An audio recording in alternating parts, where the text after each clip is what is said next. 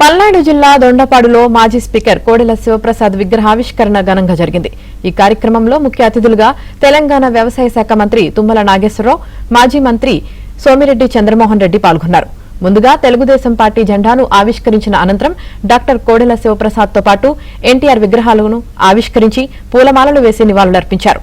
అలాగే కోడెల 78వ జయంతి సందర్భంగా నర్సారావుపేట, సత్తెనపల్లిలో ఆయన అభిమానులు, టీడీపీ కార్యకర్తలు పలు సేవా కార్యక్రమాలు నిర్వహించారు.